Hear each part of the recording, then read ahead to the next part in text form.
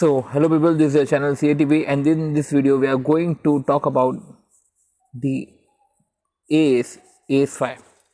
AS5 का पूरा नाम है net profit and loss for the period, prior period income and change in accounting policy. तो तीन टाइप की चीज़ें हैं। Net PNL for the period, तो ये तो ठीक है, तो पीएनएल की बातें कर रहा है। प्रायर पीरियड आइटम, ठीक है, और चेंज इन अकाउंटिंग पॉलिसी। अब तीनों चीज़ों को हम समझेंगे। तो net profit and loss for the period हम समझेंगे ए वाले पोर्शन में। देन ऑर्डिनरी आइटम और एक्स्ट्रा ऑर्डिनरी आइटम क्या होता है, prior period item, change in accounting policy and change in accounting estimate. तो हम क्या करेंगे, हम इस पर्टिकुलर नोट्स को पढ़ेंगे एंड नोट्स को पढ़ने के बाद हम PM, SM, MTP, RTP suggested जो भी क्वेश्चन अभी तक पूछे गए हैं टिल नवंबर 20 एग्जामिनेशन, हम वो सारे क्वेश्चन को सॉल्व कर लेंगे फटाफट तरीके से, ठीक है। बट ये है कि इसके लिए हमको नोट्स को प्रॉपर तरीके से पढ़ना पड़ेगा एंड देन फिर भी छोटे मोटे चेंजेस कुछ अगर नोट्स में करने होंगे देन हम जो है नोट्स में हमें चेंजेस कर देंगे। सो ओके, सो हम स्टार्ट करते हैं। सबसे पहले net profit and loss for the period. Okay, तो net profit and loss for the period, तो क्या बोलते हैं कि net profit and loss for the period में इंक्लूड होते हैं इनकम और एक्सपेंडिचर जो रिकॉग्नाइज है फॉर द पीरियड। तो जो इनकम और एक्सपेंडिचर रिकॉग्नाइज हुए हैं वो इंक्लूड होंगे net profit and loss for the period में, ठीक है, अनलेस एएस प्रोवाइड अदरवाइज। अब देखो, अगर एएस स्पेसिफिकली कुछ बोले तो फिर पीएनएल में इंक्लूड नहीं होता, अदरवाइज पीएनएल में तो इंक्लूड हो जाएगा जब तक एएस कुछ अलग नहीं बोले। जैसे कि अगर हम बात करें एग्जाम्पल में AS10 रिवैल्यूएशन, ठीक है, तो जो रिवैल्यूएशन होता है, अपवर्ड रिवैल्यूएशन हो या डाउनवर्ड रिवैल्यूएशन हो, तो इसको net profit and loss for the period में नहीं ले जाया जाता, ये रिवैल्यूएशन रिजर्व में जाता है। रही बात AS11 की कि grant for depreciable fixed asset, तो ये भी डिडक्ट होता है बुक वैल्यू से। साथ ही साथ जो AS16 होता है बोरिंग कॉस्ट, वो भी कॉस्ट में ऐड होता है। तो ये जो है इधर एस स्पेसिफिकली कुछ ना कुछ बोलता है, देन उसके हिसाब से वैसा ट्रीटमेंट होता है। अदरवाइज जो है net profit and loss for the period में जो इनकम और एक्सपेंडिचर, वो इनकम और एक्सपेंडिचर इंक्लूड होते हैं जो रिकॉग्नाइज फॉर द पीरियड है, ठीक है। और एएस ने कुछ अपने एक्सेप्शन बता दिए। अब देखो, net profit and loss for the period, ये तो हमने देख लिया क्या इंक्लूड होता है, पर net profit and loss for the period को अगर हम तोड़े तो दो तरीके की चीज़ें मिलेगी, profit and loss from ordinary activity और extraordinary activity. Ordinary activity and extraordinary activity. तो ऑर्डिनरी एक्टिविटी क्या है, ठीक है, जो ऑर्डिनरी बिजनेस में होती है। तो ऑर्डिनरी एक्टिविटी मतलब income and expenditure of ordinary activity is of such size और नेचर दैट डिस्क्लोजर नीडेड, ठीक है। तो ऑर्डिनरी एक्टिविटी में बोला है कि इनकम और एक्सपेंडिचर ऑफ ऑर्डिनरी एक्टिविटी वो उस पर्टिकुलर साइज ऑफ नेचर के होते हैं। एक्स्ट्रा ऑर्डिनरी साइज के, देखो ऑर्डिनरी एक्टिविटी की इनकम और एक्सपेंडिचर वो इस साइज और नेचर के हैं कि डिस्क्लोजर लगेगा, ठीक है।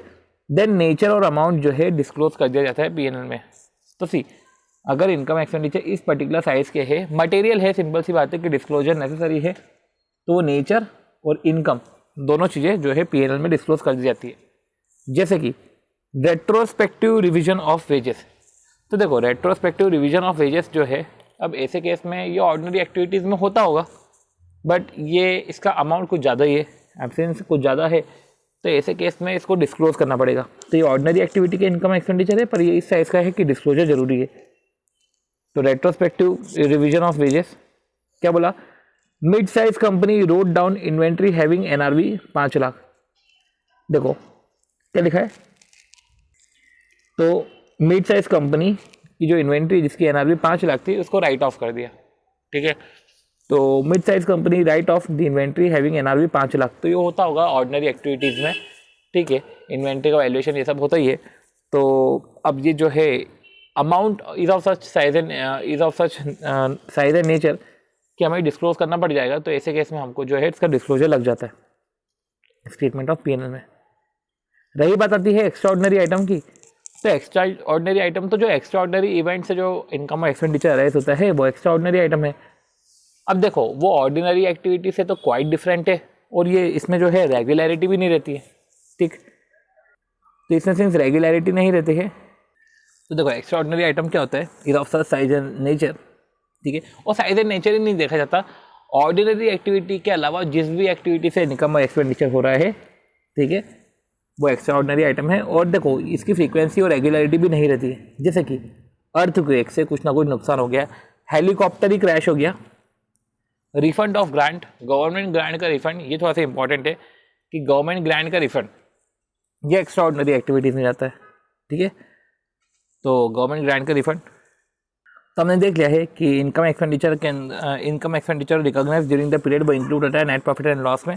नेट प्रॉफिट एंड लॉस में ऑर्डिनरी एक्टिविटी और एक्स्ट्रा ऑर्डिनरी आइटम से जो इनकम होती है दोनों आइटम आते हैं। और ऑर्डिनरी एक्टिविटी में अगर वो इस साइज और नेचर का है कि डिस्क्लोजर जरूरी है तो डिस्क्लोजर हो जाएगा, ठीक है। बाकी एस कुछ इनकम एक्सपेंडिचर को अलग अकाउंट में रिकॉग्नाइज करने का बोलता है, तो जैसा एस बोलता है फिर वैसा चलेगा। अब आती बात ऑर्डिनरी आइटम और एक्स्ट्रा ऑर्डिनरी आइटम की, जिसकी हमने बातें कर ली है कि ऑर्डिनरी आइटम क्या होता है, एक्स्ट्रा ऑर्डिनरी आइटम क्या होता है। फिर आती है बात प्रायर पीरियड आइटम की।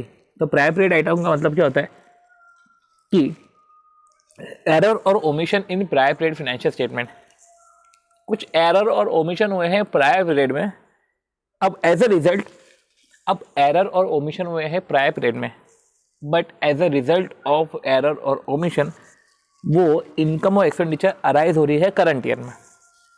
तो एरर और ओमिशन है प्रायर पीरियड में, इसके रिजल्ट इसके कारण, ठीक है, प्रायर पीरियड में जो एरर और ओमिशन है उसके कारण जो है इनकम और एक्सपेंडिचर अराइज हो रहे हैं करंट ईयर में, ठीक है। तो एरर और ओमिशन प्रायर पीरियड में हुए हैं और as a result of error और omission prior period income expenditure arise हुए हैं करंट ईयर में, and this include in net profit and loss of current period. तो फिर वो करंट पीरियड में अराइज हो रहे हैं, तो net profit and loss of current period में इसको रिकॉर्ड किया जाएगा। इसमें भी नेचर और अमाउंट को पीएनएल में डिस्क्लोज कराया जाएगा, जैसे कि ऑर्डिनरी एक्टिविटी के उस साइज और नेचर की ऑर्डिनरी एक्टिविटी है उसमें नेचर और अमाउंट डिस्क्लोज किया जाएगा, वैसे ही इधर भी नेचर और अमाउंट डिस्क्लोज किया जाएगा। अब क्या होता है कि एरर और omission in prior period financial statement, तो किस टाइप की एरर हम समझते हैं। सपोज करो कि फाइनल बिल था इलेक्ट्रिसिटी का जो अक्टूबर 2008 से सितंबर 2015 तक पेंडिंग था, इधर 18 लिखा हुआ है पर अक्टूबर 2008 से सितंबर 2015 तक पेंडिंग था और उसको अगले साल फरवरी में पे करा। तो ऐसे केस में एरर और ओमिशन थे प्रायर पीरियड फाइनेंशियल स्टेटमेंट में, ओमिशन था इधर तो एरर की जगह, अब ओमिशन था आपने पे नहीं करा पर इस साल आप पे कर रहे हो, तो ऐसे केस में जो है इसको करंट ईयर में बुक किया जाएगा और ये प्रायर पीरियड आइटम हो जाएगा। जैसे कि इन्वेंट्री वैल्यूएशन जब आपने पिछले साल करी थी तो उसमें 2 पेज छूट गए थे, ठीक है, या घूम गए थे, तो inventory valuation not include 2 papers, वो फाउंड लेटर, वो बाद में मिले, ठीक है। तो इन्वेंट्री वैल्यूएशन में 2 पेपर इंक्लूड नहीं थे जो हमको बाद में मिले और तब पता चला कि इन्वेंट्री वैल्यूएशन में ये तो इंक्लूड ही नहीं है, ये है omission in prior period financial statement.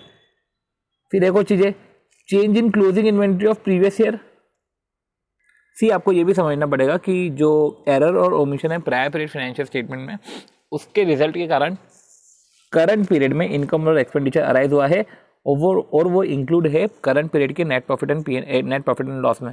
मतलब कि कल को कोई करंट ईयर में इनकम और एक्सपेंडिचर अराइज किया और अगर हमने इसको इंक्लूड ही नहीं करा करंट पीरियड में और हमने जो है प्रीवियस ईयर के फिगर्स को मॉडिफाई कर दिया, तो ऐसे केस में जो है उसको प्रायर पीरियड आइटम नहीं बोलेंगे। बेटर है कि ऐसे केस में अगर आपने चेंज कर दिया क्लोजिंग इन्वेंट्री और प्रीवियस ईयर, तो ऐसे केस में नेचर और लॉस आपको फिर भी करंट ईयर में तो दिखाना ही पड़ेगा। या तो आप करंट ईयर की ओपनिंग इन्वेंट्री चेंज कर दो, कोई दिक्कत नहीं, पर आप सोच रहे हो कि नहीं मेरे को प्रायर पीरियड के ही स्टेटमेंट को चेंज करना है, तो ऐसे केस में जो है आपको डिस्क्लोजर करना पड़ जाएगा nature and loss in current year. चलो ये हो गई बात। और एक और एग्जाम्पल था कि non provision of salary in earlier year में आपने सैलरी का प्रोविजन ही नहीं बनाया, ठीक है, तो non provision of salary in earlier year, तो ये ओमिशन हो गया। Apply incorrect rate of depreciation, तो ये एरर हो गया। Treat operating lease as finance lease, तो इस तरीके की गड़बड़ जो है आपने प्रायर पीरियड में करी है, ठीक है, as a result of error और ओमिशन, ठीक है, वो इनकम एक्सपेंडिचर अराइज हुए हैं करंट ईयर में, ठीक है। तो इस तरीके से जो है हमने ये समझा है, ठीक है, जहाँ पे हमने एग्जांपल्स देखे कि हमने ऑपरेटिंग लीज को फाइनेंस लीज मान दिया। तो देखो अगर आपने ऑपरेटिंग लीज को ही फाइनेंस लीज मान लिया तो एरर कर दिया ना in preparation of financial statement in prior period, और as a result of error income expenditure arise हुए हैं करंट ईयर में। चलो अब हम पढ़ रहे हैं, ये हमने पढ़ लिया net profit and loss for the period. Ordinary and extraordinary item, prior period item हमने पढ़ लिया। अब हम पढ़ रहे हैं चेंज इन अकाउंटिंग पॉलिसी। अब चेंज इन अकाउंटिंग पॉलिसी का मतलब क्या है, ठीक है।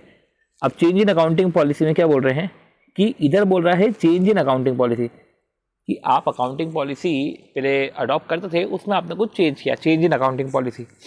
इसमें ये नहीं बोल रहे हैं कि अगर आपने सब्सटैंशियल चेंज की बात नहीं कर रहे हैं, या ऐसा नहीं बोल रहे हैं कि आपने नई अकाउंटिंग पॉलिसी अडॉप्ट करी, इसकी बात नहीं कर रहे, ठीक है। सबसे पहली बात तो अकाउंटिंग पॉलिसी को चेंज कर सकते हैं, ठीक है, पर आपको AS1 को फॉलो करना पड़ेगा। चेंज करने के बाद जो मटेरियल इफेक्ट होते हैं, चेंज करने से जो मटेरियल इफेक्ट होते हैं उसको क्वांटम के साथ, जितने भी अमाउंट का मटेरियल इफेक्ट है वो आप डिस्क्लोज कर दो फाइनेंशियल स्टेटमेंट में। जैसे कि change in gratuity valuation scheme, आपने वैल्यूएशन स्कीम का ग्रेच्युटी वैल्यूएशन स्कीम चेंज कर दिया। Change in the valuation of inventory, ये आपने चेंज कर दिया। तो जो मटेरियल इफेक्ट है उसका क्वांटम में आपको डिस्क्लोज करना पड़ता है, ठीक है। तो ये चेंज क्या के लिए करते हो, बेटर प्रेजेंटेशन के लिए, ठीक है। अगर बोनाफाइड चेंज है तो आप चेंज करोगे। तो क्या लिखा हुआ है, to be in conformity with AS, कुछ लाइन्स है, ऐसी लाइन्स आपको लिखनी पड़ेगी कि to be in conformity with AS on valuation of inventory, interest excluded from inventory. तो पहले हम इन्वेंट्री में इंटरेस्ट इंक्लूड करते थे, पर एस के कंप्लायंस करने के लिए इंटरेस्ट अब एक्सक्लूड कर रहे हैं, अनलाइक प्रीसीडिंग ईयर। अगर हम if the same effect has been followed like preceding year, अगर पिछले साल में जैसा ट्रीटमेंट है, अगर वैसा ही ट्रीटमेंट सेम इफेक्ट अगर हम फॉलो करते, तो ऐसे केस में P&L जो है हमारा वो इन्हेंस या रिड्यूस हो जाता, ठीक है। उसके हिसाब से हम लिख देते कि हमने इंटरेस्ट एक्सक्लूड करा है इन्वेंट्री की वैल्यूएशन में, और अगर हम यही इफेक्ट को प्रीसीडिंग ईयर में जो हमने करा है अगर वही इफेक्ट को हम कंटिन्यू करते और अगर हम चेंज नहीं करते, देन चेंज हो जाता P&L, ठीक है। इन P&L और corresponding effect in the net asset will enhance और रिड्यूस बाय द अमाउंट, वो पर्टिकुलर अमाउंट आप लिख दोगे, ठीक है।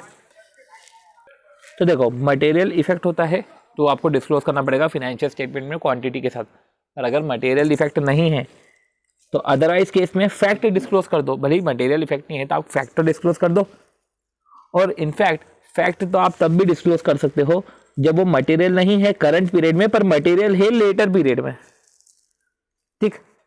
ये हो गया हमारा। फिर आती है बात चेंज इन अकाउंटिंग एस्टीमेट की। तो चेंज इन अकाउंटिंग पॉलिसी में हमने समझ लिया है कि अकाउंटिंग पॉलिसी चेंज कर सकते हैं, AS1 फॉलो करना पड़ेगा। चेंज मटेरियल है तो क्वांटम के साथ दिखा दो, मटेरियल नहीं है तो फैक्ट्स दिखा दो, ठीक है। वो मटेरियल अभी नहीं है और मटेरियल है लेटर पीरियड में, तो भी आपको फैक्ट्स तो दिखाने पड़ेंगे, ठीक है। फिर जिसमें हमने कुछ लाइन्स पढ़ ली।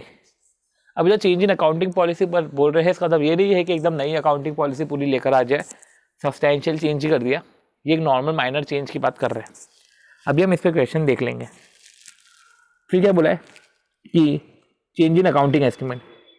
अब देखो चेंज इन अकाउंटिंग पॉलिसी का रहता है रेट्रोस्पेक्टिव इफेक्ट। कोई भी अकाउंटिंग पॉलिसी में चेंज किया है तो उसका रेट्रोस्पेक्टिव इफेक्ट दिया जाता है, और चेंज इन अकाउंटिंग एस्टीमेट का उसका प्रोस्पेक्टिव इफेक्ट दिया जाता है, ठीक है। तो change in accounting estimate classify using same classification in statement of P&L। तो चेंज इन अकाउंटिंग एस्टीमेट में जैसे कि अगर आपने अकाउंटिंग एस्टीमेट में चेंज किया तो जो चेंज है उसको क्लासीफाई करना उसी क्लासिफिकेशन में, ठीक है, जो उस पर्टिकुलर मैटर का क्लासिफिकेशन है। मतलब कि change in accounting statement classify using the same classification in statement of P&L। तो जिस मैटर को आप स्टेटमेंट ऑफ P&L में जिधर ले जाते थे उधर ही उसके एस्टीमेट के चेंज को भी ले जाना। जैसे कि पर्टिकुलर भाई कोई मैटर है, कुछ मैटर के रिस्पेक्ट में एस्टीमेट चेंज हो रहे ना, तो उस मैटर के रिस्पेक्ट में जब एस्टीमेट चेंज हो रहे हैं तो वो एस्टीमेट को भी उसी प्लेस पे ले जाएंगे। तो चेंजेस इन अकाउंटिंग पॉलिसी क्या बोला है, classify using the same classification in statement of P&L which was use previously, ठीक है। तो क्या लिखा हुआ है, जैसे कि अब समझो चेंज इन अकाउंटिंग एस्टीमेट की हमने बात कर ली। अब चेंज इन अकाउंटिंग एस्टीमेट आप क्यों करते हैं? हो सकता है कि चेंज इन अकाउंटिंग एस्टीमेट क्या, क्योंकि हमको कुछ रिलायबल एविडेंसेस मिले, या हम बोल सकते हैं कि कुछ हमको बेटर प्रेजेंटेशन के अकॉर्डिंग हमने फिर चेंज कर दिया। जैसे कि हमने पास्ट बेसिस के ऊपर हमने ट्रेंड को देखते हुए हमने एस्टिमेट लगाया था, सपोज करो 1 लाख रुपए का किसी अमाउंट का। फिर टेक्निकल एडवाइस ली, तो टेक्निकल एडवाइस से हमको पता चला कि हमको 1.2 लाख बनाना चाहिए। तो ऐसे केस में चेंज जस्टिफाइबल है, ठीक है ना, एक रीजनेबल एक जस्टिफिकेशन दे रहा है कि आप बेटर एस्टिमेट बना के बेटर प्रेजेंटेशन कर सकते हो फाइनेंशियल स्टेटमेंट का। तो ऐसे केस में आप जो है 1.2 लाख एस्टिमेट कर दो, 1.2 लाख, तो 20,000 से जो है एस्टिमेट आप बढ़ा दो। अब if estimate is ordinary activity, अगर एस्टिमेट जिस मैटर पे एस्टिमेट हुआ है अगर वो ऑर्डिनरी एक्टिविटी है तो उसका चेंज भी ऑर्डिनरी एक्टिविटी होगा। अदरवाइज अगर एक्स्ट्रा ऑर्डिनरी एक्टिविटी है तो चेंज भी एक्स्ट्रा ऑर्डिनरी एक्टिविटी होगा। और चेंज इन अकाउंटिंग पॉलिसी या एस्टिमेट में अगर कन्फ्यूजन हो तो हमको चेंज इन अकाउंटिंग एस्टिमेट मान लेना चाहिए। और प्रोविजन फॉर डेप्रिसिएशन जो होता है वो चेंज इन अकाउंटिंग एस्टिमेट होता है। कुछ अगर हम डिस्क्लोजर की बात करें तो हमने जैसे बात करी थी कि ऑर्डिनरी एक्टिविटी का साइज और नेचर है, तो अगर ऑर्डिनरी एक्टिविटी में साइज और नेचर में चेंज हो रहा है तो आपको नेचर और अमाउंट डिस्क्लोज करना पड़ेगा। प्रायर पीरियड आइटम में भी नेचर और अमाउंट डिस्क्लोज करना पड़ेगा। Change in accounting policy retrospective चलती है तो मटेरियल इफेक्ट होता है तो क्वांटम के साथ डिस्क्लोज करते हैं, अदरवाइज होता है तो फैक्ट डिस्क्लोज करते हैं। और change in accounting estimate prospective होता है, और ये अकाउंटिंग एस्टिमेट तभी चेंज होता है जब चेंज अप्रोप्रिएट हो, रीजनेबल हो, मोर एक्यूरेट हो, ठीक है। तो ऐसे केस में जो है हम चेंज करते हैं। तो इस तरीके से हमने AS5 के पर्टिकुलर कंसेप्ट को पढ़े हैं और हम जो है इस पर अब क्वेश्चन करते हैं।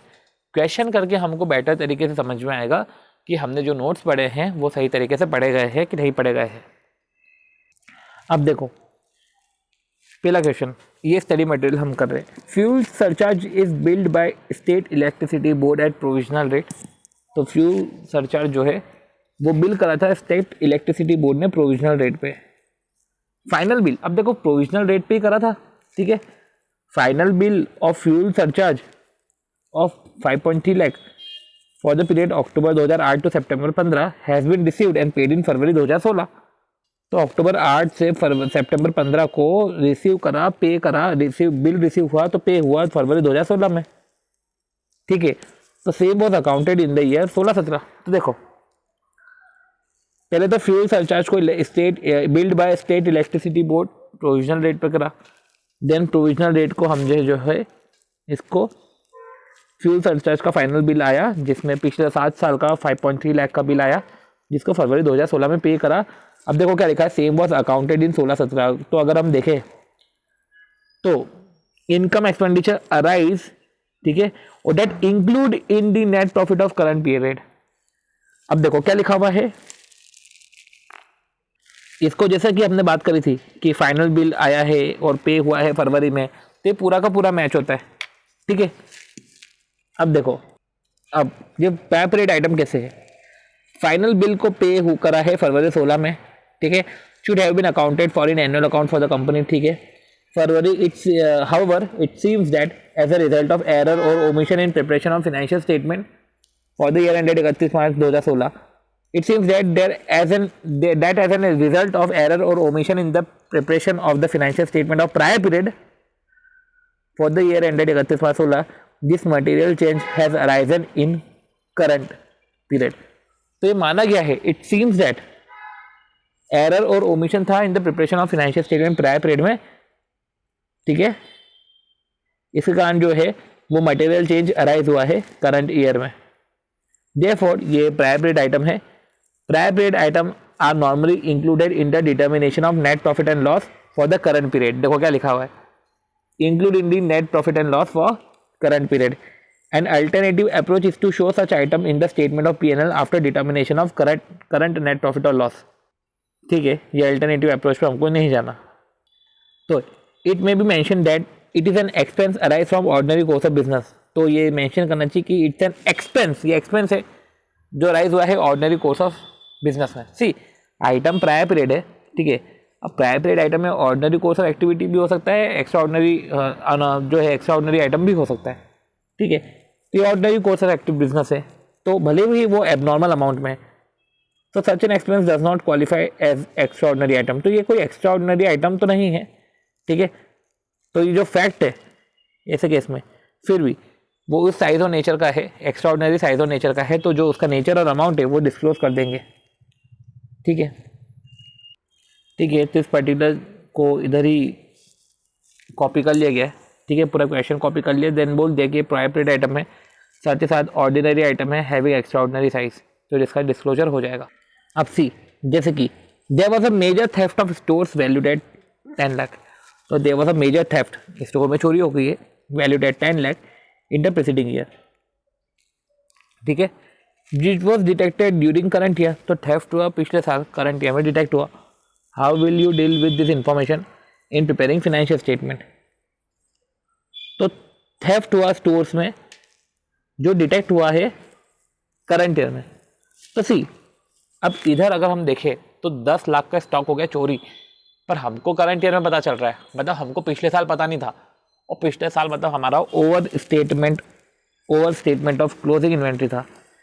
अब क्या करें, ठीक है, तो ये तो एरर और ओमिशन हो गया, ठीक है, तो एरर और omission in preparation of financial statement, ये तो एरर हो गया ना कि थेफ्ट को कंसीडर ही नहीं किया, ठीक है, तो ऐसे केस में एरर और omission in preparation of financial statement और एज अ रिजल्ट, ठीक है, करंट पीरियड के इनकम और एक्सपेंडिचर अफेक्ट हो रहे हैं, क्योंकि वो डिटेक्ट हुआ है करंट ईयर में, ठीक है, और करंट ईयर में इसका जो है एडजस्टमेंट होगा, जैसे केस में पीपीआई है।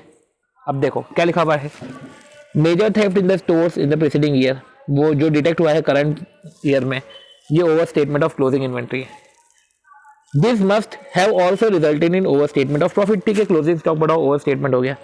This adjustment are required to made in the current year, तो this adjustment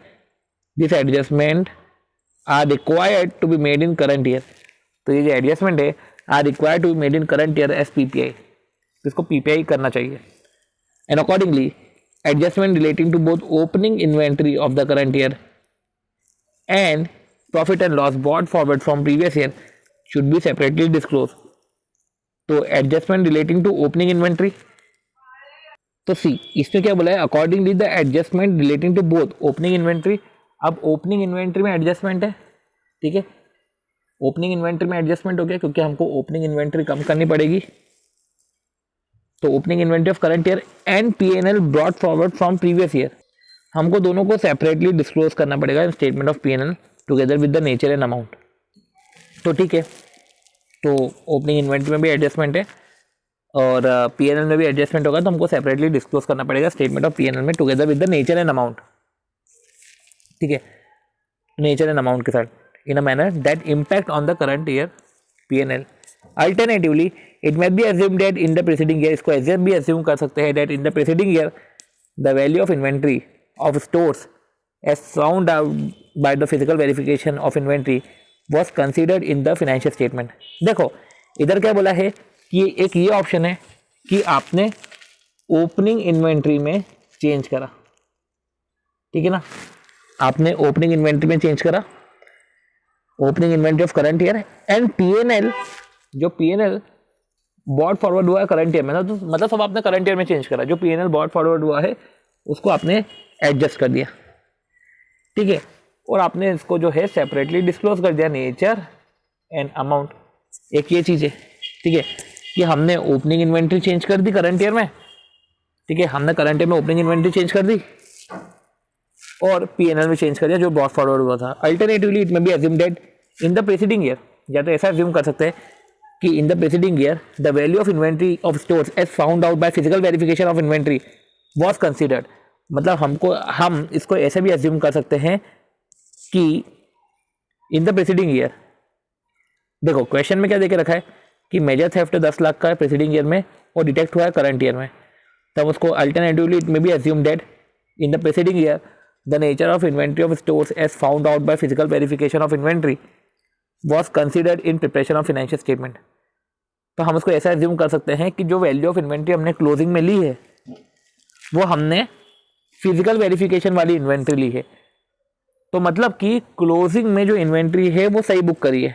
in such a case only disclosure as to the theft and the resulting loss is required to be in the notes of account for the current year. तो ऐसे case में adjustment की जगह सिर्फ disclosure to the theft and resulting loss हमको current year में बताना पड़ेगा। तो दो चीज़ें, तो इस तरीके से जो है हमने जो है ये पर्टिकुलर क्वेश्चन भी ओवर किया। तो इधर सिंपल सी बात है कि दो चीज़ें हैं कि adjustment relating to both opening inventory of current year. तो या तो एक तरीका है कि एडजस्टमेंट कर दिया opening inventory of current year में, एंड P&L जो ब्रॉड फॉरवर्ड हो रहा था प्रीवियस ईयर से, और should be separately disclose in the statement of P&L, उसको सेपरेटली डिस्क्लोज करा करंट ईयर के P&L में along with the nature and amount. तो सेपरेटली डिस्क्लोज करा करंट ईयर के P&L में along with the nature and amount in such A way that impact can be perceived. तो हमने adjust भी करा, ठीक है, हमने एडजस्ट भी करा एंड सेपरेटली डिस्क्लोज भी करा करंट ईयर P&L में along with nature and amount that the impact can be perceived, कि हमको दिख जाए कि ये पर्टिकुलर इम्पैक्ट था। या तो एक और तरीका है कि कंसीडर करा कि वो जो क्लोजिंग इन्वेंटरी है वो थेफ्ट को कंसीडर होने के बाद ही रिकॉर्ड की गई थी, तो ऐसे केस में सिर्फ इवेंट और जो रिजल्टिंग लॉस है वो हमने डिस्क्लोज करा करंट ईयर के P&L में, ठीक है। ओके, देखो, during the year 16-17 medium size manufacturing company wrote down its inventory to NRV by 5 lakh. Is a separate disclosure necessary? अब देखो, रोट डाउन कर दिया है इन्वेंट्रीज को टू एनआरवी 5 लाख। अब क्या सेपरेट डिस्क्लोजर नेसेसरी? तो समझो ये ऑर्डिनरी आइटम है, बट साइज एंड अमाउंट इसका ऐसा है कि इसका नेचर और अमाउंट तो डिस्क्लोज करना पड़ जाएगा। तो नेचर और अमाउंट डिस्क्लोज कर दो सेपरेटली। ये वैसे एक्स्ट्रा ऑर्डिनरी आइटम नहीं है, ये ऑर्डिनरी अमाउंट ही है। तो यही हमने लिखा था इधर कि मिड साइज कंपनी ने रोट डाउन कर दिया इन्वेंट्री हैविंग एनआरवी 5 लाख। ये हमने लिखा हुआ था, इसको सिस्टमेटिक लिख लेते हैं। देखो अगला question, a limited company which was has been including interest in the valuation of closing inventory. तो लिमिटेड कंपनी है वो इंक्लूड कर रही थी interest in the valuation of closing inventory in 2016-17। The management of the company decided to follow AS2। तो 16-17 में management of the company ने decide करा कि फॉलो करते हैं AS2 and accordingly interest has been excluded. तो समझो चेंज इन अकाउंटिंग पॉलिसी हो गया कि पहले इंक्लूड करते थे interest in valuation of inventory, अब डिसाइड करा है कि हमको AS2 अच्छे से फॉलो करना है तो एक्सक्लूड कर दिया। तो this has resulted in decreasing in the profit. अब डिक्रीज इन प्रॉफिट हो गया, तो समझो चेंज इन अकाउंटिंग पॉलिसी है। तो यही हमने पढ़ा था कि अब ये चेंज इन अकाउंटिंग पॉलिसी है, तो ऐसे केस में क्या करें, इसका इफेक्ट विद क्वांटम डिस्क्लोज कर दो P&L में। देख लेते हैं, चेंज इन अकाउंटिंग पॉलिसी है, ठीक है, AS को कंप्लायंस करने के लिए। तो ऐसे केस में ये जो the disclosure is necessary in the following lines bye way of notes, ठीक है। तो इधर ये पर्टिकुलर लाइंस जो लिखी हुई थी वो इस AS के रिस्पेक्ट में ही थी कि to be in conformity with the AS जो वैल्यूएशन ऑफ इन्वेंट्री में इंटरेस्ट एक्सक्लूड कर दिया for inventory unlike preceding year. If the same effect has been followed, अगर सेम इफेक्ट फॉलो करते तो P&L अफेक्ट होता, साथ ही साथ करस्पॉन्डिंग इफेक्ट भी होता नेट असेट में, ठीक है। वो इन्हेंस हो जाता है या रिड्यूस हो जाता है बाय 30,000। अगर पुराना जो है इफेक्ट अगर वो उसको ही कैरी आउट करते, कुछ चेंज नहीं करता, तो इतने से चेंज हो जाता।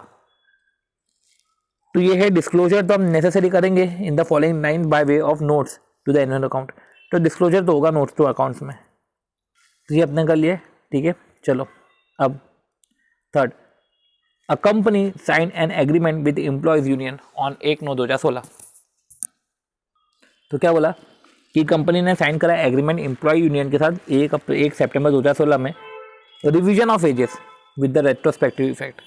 अब रेट्रोस्पेक्टिव इफेक्ट से जो रिवीजन हो रहा है ये कोई एक्स्ट्रा ऑर्डिनरी आइटम थोड़ी ना, ये ऑर्डिनरी एक्टिविटीज ही है, पर इसका amount is of such nature, ठीक है, कि इसका आपको नेचर और अमाउंट डिस्क्लोज करना पड़ेगा।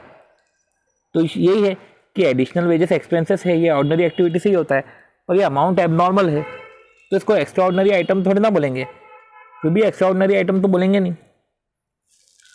जैसे कि इसमें नेचर एंड अमाउंट उसको हम सेपरेटली डिस्क्लोज कर देंगे।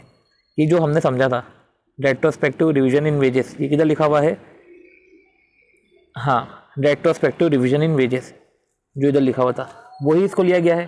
तो चलो ये भी काटो। अब देखो, while preparing the final account for the year ended 31/17 rainbow limited ने क्रिएट करा provision for bad debt 2%।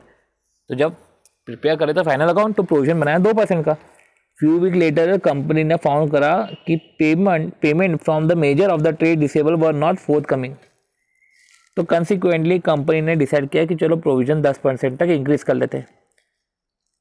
As the accounts were still open awaiting approval of board of director.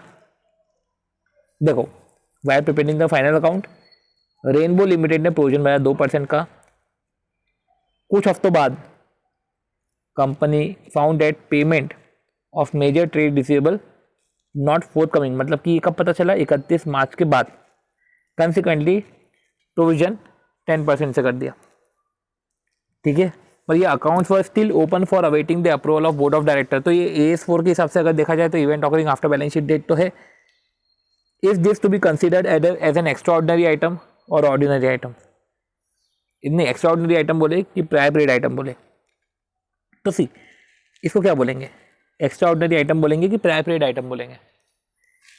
सबसे पहले तो इधर तो प्रोविजन बना है ना, इधर तो प्रोविजन बना है, तो ना तो ये एक्स्ट्राऑर्डिनरी आइटम है ना तो ये प्रायर पीरियड आइटम है, ये तो अकाउंटिंग एस्टिमेट है, चेंज इन अकाउंटिंग एस्टिमेट। समझते हैं, चेंज इन अकाउंटिंग एस्टिमेट हो गया ना ये तो। In the given case rainbow limited जो भी है, अ change in accounting estimate which has a material effect in the current period should be disclose and quantified. तो हमने पढ़ा था चेंज इन अकाउंटिंग के रिस्पेक्ट में, मटेरियल इफेक्ट है तो उसको डिस्क्लोज कर देंगे, मटेरियल इफेक्ट नहीं है तो ऐसे केस में उसके फैक्ट को ही डिस्क्लोज कर देंगे। तो change in accounting estimate has a material effect in the current period, उसको डिस्क्लोज करेंगे, वो क्वांटिफाई करेंगे, ठीक है। Any change in the accounting estimate which is expected to have material effect in later period should also be disclose. भले ही वो change in accounting estimate current year पे मटेरियल इफेक्ट नहीं दे रहा है, बट लेटर पीरियड में material effect है तो उसको भी डिस्क्लोज करेंगे। तो समझो, the preparation of financial statement involve making estimate. Financial statement को बनाने में एस्टिमेट की जरूरत तो पड़ती है, which are based on circumstances existing at that time. It may be necessary to revise an estimate in a subsequent period. It may be necessary to revise an estimate in a subsequent period if there is a change in circumstances. जो estimate बनते हैं वो circumstances के according बनते हैं। हो सकता है सर्कमस्टेंसेस चेंज हो जाए तो एस्टिमेट चेंज हो जाएंगे। तो revision of estimate does not bring the resulting amount with in the definition इधर ऑफ प्रायर पीरियड आइटम और EOI। तो ये कन्फ्यूजिंग करने के लिए उन्होंने क्वेश्चन पूछा था कि revision of estimate does not bring the resulting amount. आपने एस्टिमेट रिवाइज करा है, ये ना तो PPI में जाएगा ना तो अकाउंटिंग ना तो एक्स्ट्राऑर्डिनरी आइटम में जाएगा। फिर अगर बात करें इन द गिवन केस की, पूरी बात हो गई। चेंजिंग अकाउंटिंग एस्टिमेट का अगर मटेरियल इफेक्ट है करंट पीरियड में तो ऐसे केस में डिस्क्लोज एंड क्वांटिफाई कर देंगे। अब देखो, कंपनी ने फाइंड करा कि इन्वेंट्री शीट ऑफ 31/3/2016 इसमें 2 पेज इंक्लूड नहीं है। जो 14.5 लाख की इन्वेंट्री थी उस पेजेस में लिखी हुई थी। How would you deal with the following matter? तो ऐसे केस में क्या करेंगे कि इन्वेंट्री शीट्स में इंक्लूड नहीं था, इन्वेंट्री वर्थ रुपीज 14.5 लाख है, तो ऐसे केस में ओमिशन इन प्रायर पीरियड, ठीक है, ओमिशन इन प्रायर पीरियड, तो ये एरर और ओमिशन था प्रायर पीरियड में, और इनकम और एक्सपेंसेस अराइज हुए हैं करंट पीरियड में as a result of error और omission in the prior period. तो ऐसे केस में सेपरेट डिस्क्लोजर चले जाएगा, नेचर एंड अमाउंट का separate disclosure of the item of prior period item चले जाएगा। चलो, तो यही है, सेपरेट डिस्क्लोजर चले जाएगा। अब illustration number 6, introduction of formal retirement gratuity scheme by employer in place of ad hoc ex gratia payment to employee. तो पहले एक्स ग्रेशिया पेमेंट होता था एम्प्लॉयज़ को, अब स्कीम लेकर आ गए। तो ये तो चेंज इन अकाउंटिंग पॉलिसी हो गया। अब ये चेंज इन अकाउंटिंग पॉलिसी हो गया, ठीक है। अब इसका इफेक्ट अगर मटेरियल है तो क्वांटिफाइड हो जाएगा। 1 सेकेंड, क्या लिखा हुआ है? Introduction of formal retirement gratuity scheme in place of ad hoc payment. क्या लिखा हुआ है? According the introduction of formal retirement gratuity scheme by employer in place of ad hoc is not change of accounting policy. क्या लिखा हुआ है कि adoption of a accounting policy for event और transaction that differ in substance, मतलब आप ऐसी accounting policy adopt कर रहे हो जो डिफर करता है in substance from the previous occurring event और ट्रांजेक्शन। तो क्या लिखा है, adoption of accounting policy for event और ट्रांजेक्शन। तो adoption of accounting policy for event और ट्रांजेक्शन, तो आपने अकाउंटिंग पॉलिसी का अडॉप्शन करा है फॉर इवेंट और ट्रांजेक्शन जो डिफर करता है in substance from the previously occurring event और ट्रांजेक्शन। तो अगर सब्सटेंशियली चेंज हो रहा है तो इधर लिख लेते हैं कि वो चेंज इन अकाउंटिंग पॉलिसी नहीं है। तो ये इंपॉर्टेंट हो जाता है कि फॉर्मल रिटायरमेंट ग्रेच्युटी स्कीम से स्कीम पर एक आए in place of ad hoc ex gratia payment to employees. अब देखो ये इधर लिख लिया गया सब्सटेंशियल चेंज का मीनिंग कि introduction of formal gratuity scheme, ये सब्सटेंशियल चेंज मान लिया, वो सब्सटेंशियल चेंज को डिस्क्लोज नहीं करते, ठीक है, वो अकाउंटिंग पॉलिसी नहीं होता है।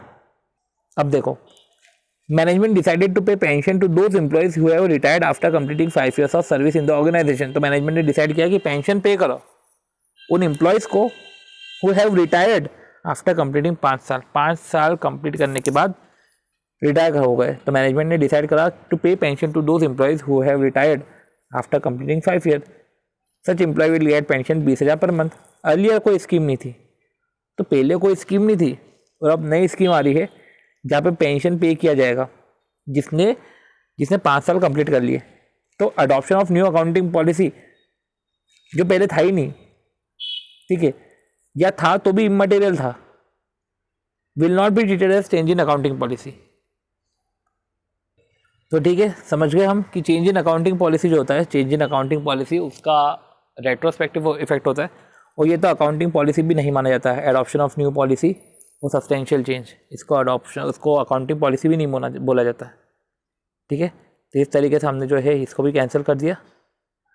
अब जो है हमने इस तरीके से स्टडी मटेरियल ओवर करी, राइट। अब हम पीएम को समझते और नोट्स को अपने अकॉर्डिंग जो है उसके अकॉर्डिंग अमेंड करते हैं। अब देखो क्या लिखा हुआ है कि ओमेगा लिमिटेड हैज़ टू पे delay cotton clearing charges over and about the negotiation price. तो ओमेगा लिमिटेड को पे करना पड़ रहा है डिले कॉटन क्लियरिंग चार्जेस, ठीक है। कॉटन क्लियरिंग में डिले कर दिया, कॉटन क्लियरिंग चार्जेस भी पे करने पड़ रहे हैं over and about the negotiation price for taking delayed delivery. Ready होगा, आपने डिलीवरी लेने में ही देर कर दी तो इसके लिए आपको प्राइस पे करना पड़ रहा है। Up to 15-16 the company has regularly included such charges in the valuation of closing inventory. Being in the interest of the company decided to exclude from the closing inventory valuation for the year 16-17। इससे जो है profit decrease हो गया। तो आप इसको कैसे deal करोगे? तो पहले आप इंक्लूड करते थे पर आप अब नहीं इंक्लूड कर रहे हो, तो चेंज इन अकाउंटिंग पॉलिसी हो रहा है। और चेंज इन अकाउंटिंग पॉलिसी मान लिया जाता है, चेंज इन अकाउंटिंग पॉलिसी अगर चेंज रिक्वायर्ड बाय स्टैच्यू है, बोनाफाइड चेंज है, बेटर कंप्लायंस ऑफ एज के लिए अगर आप कर रहे हो तो चेंज सही है, ठीक है। तो क्या बोला है कि अकाउंटिंग पॉलिसी को चेंज कर सकते हैं, can be change if change is bonafide, change is required by law और बेटर प्रेजेंटेशन के लिए। तो चेंज बोनाफाइड हो या रिक्वायर्ड बाय लॉ हो, ये कि हमने बोनाफाइड चेंज करा, या as for the requirement of law या बेटर प्रेजेंटेशन के लिए अगर आप कर रहे हो। तो change in the method of inventory valuation justifying in view of the fact that change is in line with the recommendation of AS2, ठीक है, वो बेटर प्रेजेंटेशन के लिए, ठीक है। तो ऐसे केस में अकाउंटिंग पॉलिसी चेंज करे और चेंज का अगर मटेरियल इफेक्ट है, ठीक है, तो ये मटेरियल इफेक्ट है, तो मटेरियल इफेक्ट के साथ इसका क्वांटम भी डिस्क्लोज करेंगे। और साथ ही साथ ये लाइन तो जाएगी कि to be in conformity with AS on valuation of inventory, interest को एक्सक्लूड कर दिया गया from the valuation of closing inventory. अगर कंपनी जो है इंटरेस्ट को इंक्लूड करती या कंपनी कंटिन्यू करती अकाउंटिंग इफेक्ट, ठीक है, अगर company continue the accounting practice, अगर वही अकाउंटिंग प्रैक्टिस चलती, तो the same practice has been followed, effect की जगह लिख देते प्रैक्टिस। अगर ये सेम अकाउंटिंग प्रैक्टिसेस जो है हैव बीन फॉलोड तो वैल्यूएशन ऑफ इन्वेंट्री अलग होता। चलो ठीक है, ये हमने देख लिया। चलो अगला question, how would you deal with the accounts of View Limited for the year ended 31/17 with reference to AS when the company find that inventory sheet में इंक्लूड नहीं है 2 पेजेस।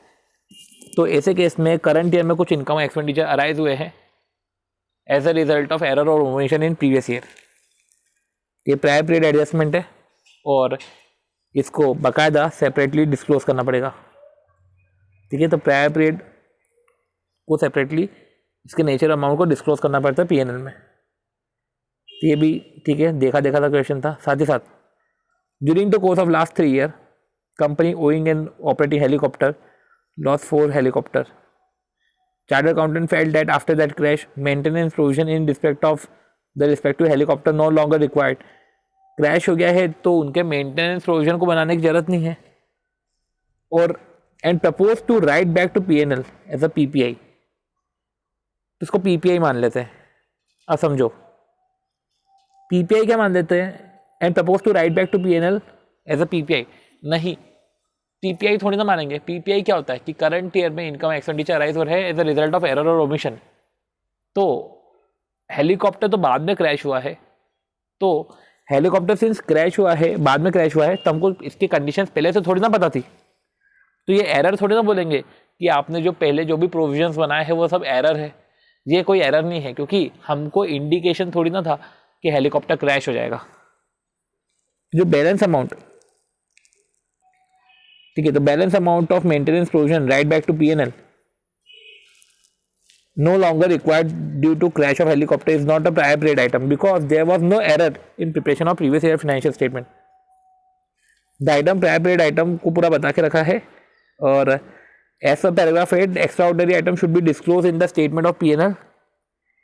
ठीक है, तो एक्स्ट्राऑर्डिनरी आइटम को डिस्क्लोज करना पड़ता है स्टेटमेंट ऑफ पीएनएल में, और नेचर एंड अमाउंट को जो है सेपरेटली डिस्क्लोज करना पड़ता है।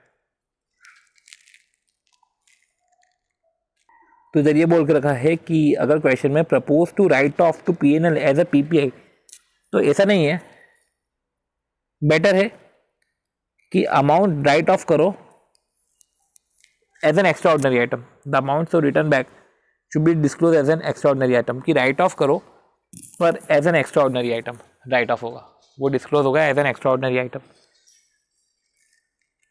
अगला क्वेश्चन अगर हम देखें, दिनेश एंड कंपनी ने साइन करा agreement with workers increase in the wages.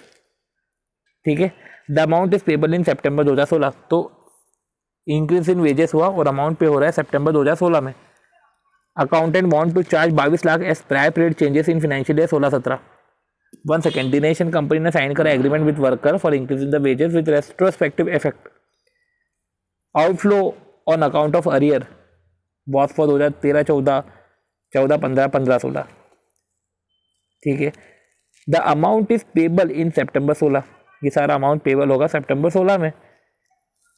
ठीक है, the accountant want to charge 20 lakh as prior period changes.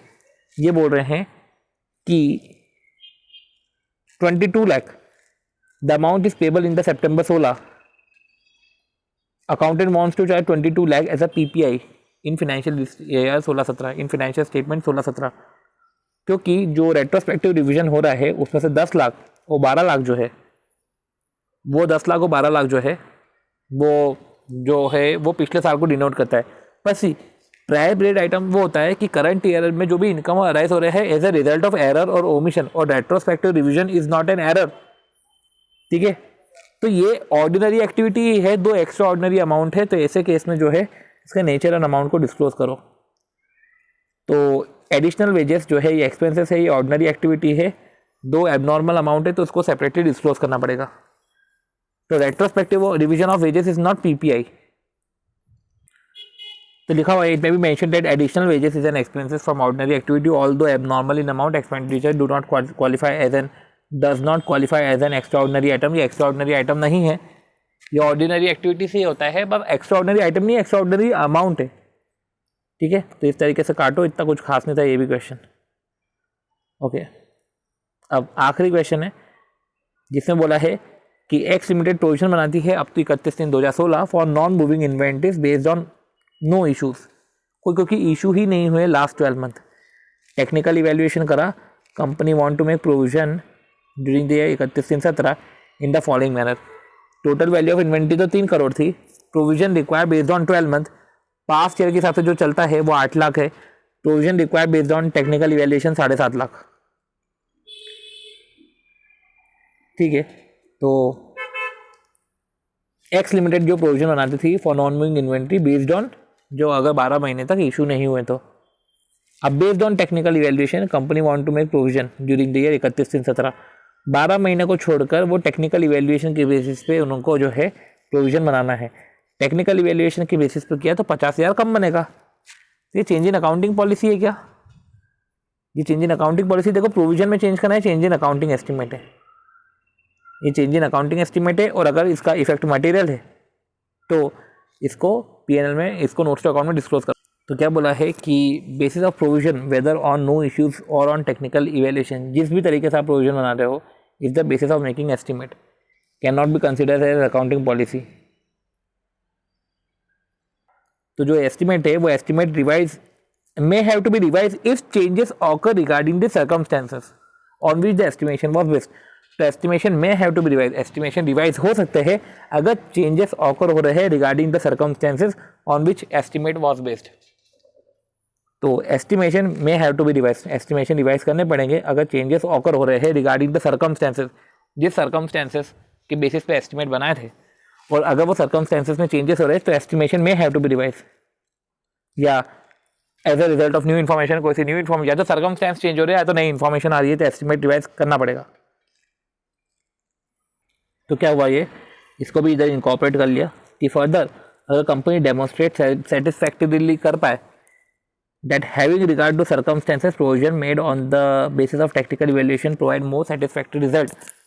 अगर कंपनी डेमोन्स्ट्रेट कर पा रही है, अगर company should be able to demonstrate satisfactorily कि जो circumstances having regard to the circumstances, जो प्रोविजन बनाया है टेक्निकल इवैल्यूएशन से, वो मोर सेटिस्फैक्टरीली है, मतलब अगर वो जस्टिफाइबल है तो ऐसे केस में कंपनी चेंज कर सकती है मेथड ऑफ प्रोविजन। तो प्रोविजन को चेंज किया जा सकता है, बट एक सेटिस्फैक्शन आ जाए कि ये जो है ये बेटर जो है प्रेजेंटेशन करेगा, वो बेटर और सेटिस्फैक्टरी रिजल्ट देगा। तो इस तरीके से जो है हमारे ये वाले सारे question study material and PM के क्वेश्चन और हो जाते हैं। साथ ही साथ अब जब है हम एमटीपी, आरटीपी और सजेस्टेड के क्वेश्चन करते हैं जो नवंबर 17 और उसके बाद से आए हैं। अगर हम एएस स्ट्रक्चर की बात करें तो आरटीपी मई 18 की आरटीपी एंड मई 20 की आरटीपी में पूछा गया है। तो आरटीपी में देखा जाए तो मई 18 एंड मई 20, और नवंबर 18 के सजेस्टेड में ये है, मतलब नवंबर 18 के एग्ज़ाम में आए हैं। तो क्यों ना हम वो तीनों भी देख लें। ये हम कर रहे हैं नवंबर 20 की आरटीपी का AS5 का क्वेश्चन, जो हमने कर चुके हैं कि whether the following will constitute change in accounting policy, introduction of formal retirement gratuity scheme in place of ad hoc ex gratia payment. तो ये तो इंट्रोडक्शन, पहले जो है ad hoc ex gratia payment था, अब एक फॉर्मल रिटायरमेंट ग्रेचुइटी स्कीम है। तो ये तो चेंज इन अकाउंटिंग पॉलिसी हो गया इन सब्सटेंस, तो इसको चेंज इन अकाउंटिंग पॉलिसी नहीं बोलते हैं, तो ठीक है, इसको नहीं माना जाएगा।